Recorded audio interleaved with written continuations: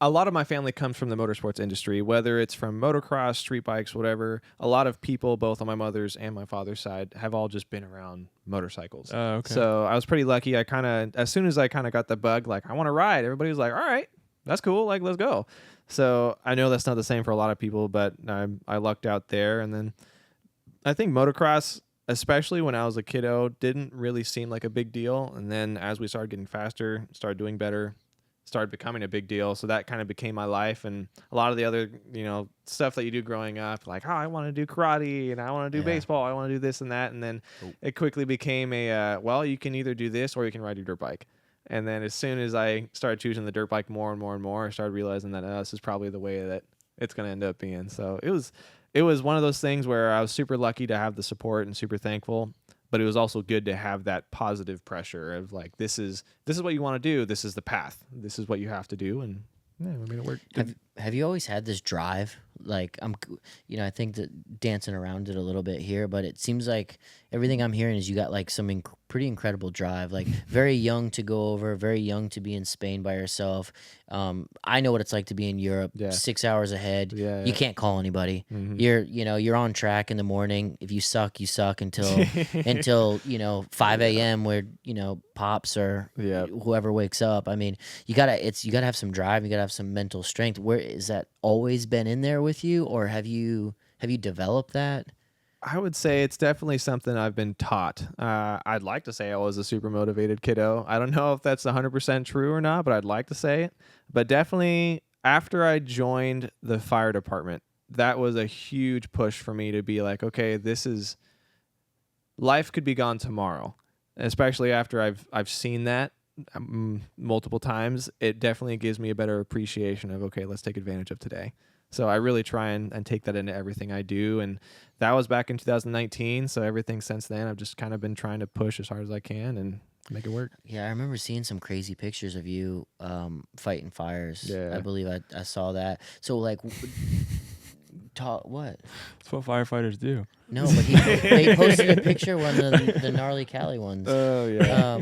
But like, so like, what, dude?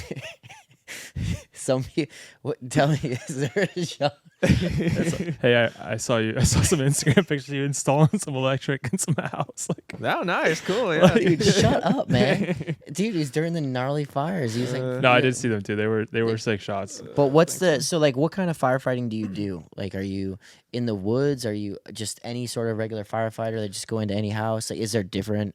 Like, some people say you're like some airborne fucking Goggins. Yeah, I don't do that. That'd be so sick. That'd be so freaking cool. I've been telling everybody you're like the Delta firefighters. That'd be cool. Yeah, so I work with Napa County Fire Department. So being a county fire department, we go to everything, whether it's vegetation fires, structure fires, car crashes, medicals, whatever it might be. If it's in our county response area, we're going to it. You have city firefighters, metro firefighters, whatever you want to call it. They're much more situated towards whatever is happening in their city. You don't usually get like wildland fires in a city. It's a lot of structure fires, a lot of medicals, a lot of car crashes. Then you get people like Cal Fire in California, Cal Fire, or you can get just other private forestry companies and stuff like that, CDL, all that fun stuff. And they're much more oriented towards forestry. So they are the wildland specialists. They're the hand crews. They're the people, the smoke jumpers, all those. Those guys are gnarly. Smoke jumpers is what it's called. Yeah. Those guys and gals are freaking gnarly, next level. But I work in Napa County, so we go to everything. So, but like when you go home, are you just on call kind of thing? Like when there's a car accident, you're showing up, or Basically. Is it just when there's wildfires? I have my pager on me 24/7. Basically, still not right now.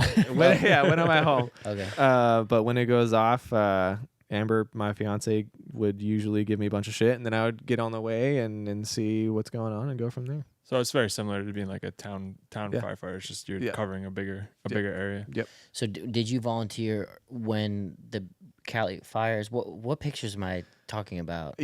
So 2020, the area that I'm in, the LNU Complex, or just the Napa County area, had two big fires. We had the LNU Lightning Complex Fire, and then we had the Glass Fire. And they were about 2 months apart. They're pretty back to back. So I basically came from the Lightning Fire to the Ridge to do a wild card in 2020, went from the Ridge right back into another fire as soon as I got home. Maybe not as soon as I got home, but within a few weeks of me being home.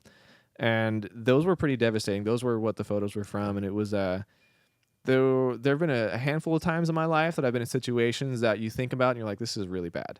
And 2 of them were in both of those fires, but it's really shaped who I am as an individual, and it's opened my eyes to a bunch of new things. I've met really good people. I've met some good teachers, and I try my best to take advantage of all those lessons and use them elsewhere. How long do you fight the fires for? I was on the lightning for just under 2 weeks. I think it was like 10 days. Oh, wow. And then the glass was pretty short. I was only on the glass fire for like 4 or 5 days. Like 24/7 though? Yeah. Like you're just with like a hose? Like how does that Yeah, work? like, Yeah. we're dumb. It's like, come on. No, you're good. So Walk us through this. The first 24 to 48 hours of any significant fire are gnarly. Like as long as you can just get through those 2 days, you're good. After that, things start to kind of settle down. Usually you kind of get an understanding of where the fire is going, what your job is, what your teammates' jobs are, and all that fun stuff. So usually after the first 2 days, you kind of get the chance to, you know what I mean? But those first 2 days are pretty gnarly. We call them the initial attack phase. It's not usually 2 days, but that's how long the lightning was 2 days of initial attack where you're constantly fighting fire, making rescues, all that stuff. So.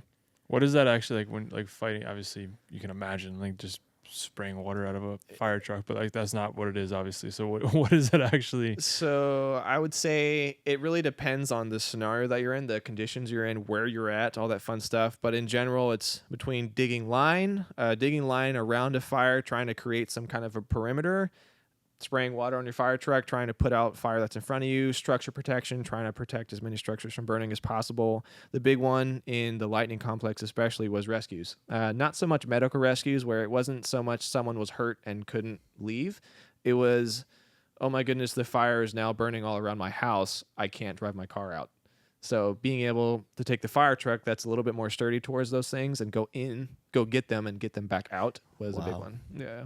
What's like the gnarliest kind of situation? Have you been in a spot where you've been like, this is maybe Bad. not great? Yeah. I'd say the gnarliest one, we were doing a rescue and we went up this super long driveway, got the person, we're going back down the driveway and we blew a radiator hose on our fire truck.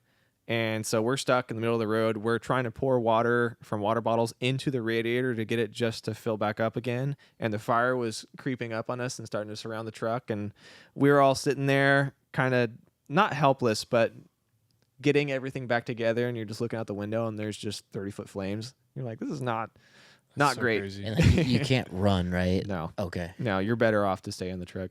But yeah, it was And the truck doesn't have water. it does have water, but at some point it's not going to do much of anything.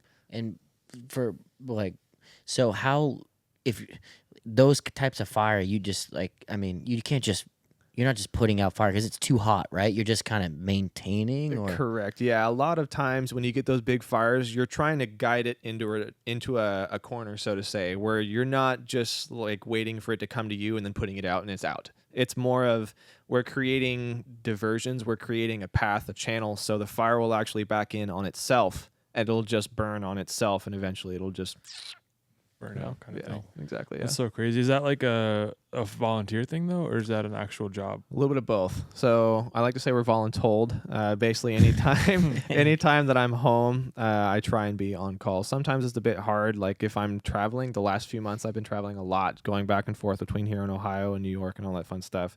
So I haven't had a whole lot of time to spend at the fire department. But whenever I do, I try and make sure I'm there.